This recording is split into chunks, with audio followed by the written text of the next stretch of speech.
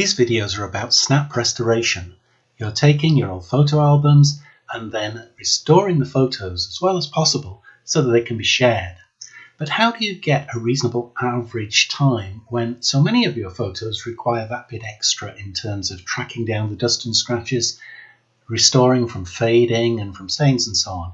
Well, the answer is that on some photos you go really quickly.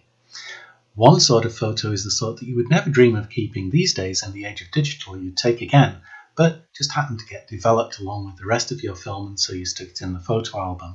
So here's such a picture, a wall and a tree. The best thing to do with a photo like this is not to scan it at all.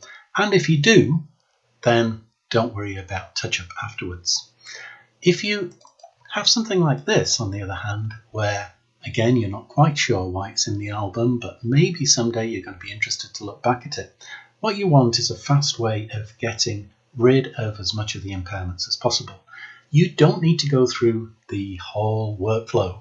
You can simply load a picture like this in, go up to Filter, select Noise, Dust and Scratches, and use a radius 1 and some suitable threshold. Keep it low if the picture is grainy, keep it high if it's a relatively new picture. That will get rid of most of the garbage. Have a quick look around the picture. You can search around. You can see maybe one or two things that are wrong. This really stands out. So get our healing brush over on the left hand side here and just dot over it. That is another aberration. And that's enough. We've not used layers. We've not worried about restoring detail that's missing from this filtered version. But we can simply save this now. Here's another one. Similar sort of thing. Maybe one day we'll look back on this event of someone having a bonfire with great affection. We see that this picture has got some problems down in this bottom right hand corner. There is a hair that we want to get rid of. So what we do is we load it in.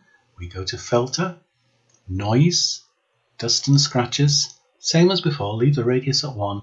Threshold 18 is fine for most pictures. OK.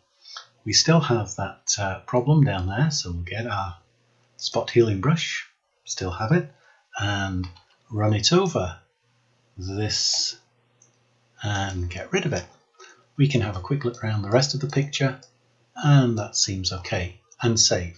So in this way, we get our averages up by concentrating on snapshots that we really value, that are good pictures and that have great sentimental value, and we can steam through the rest very quickly.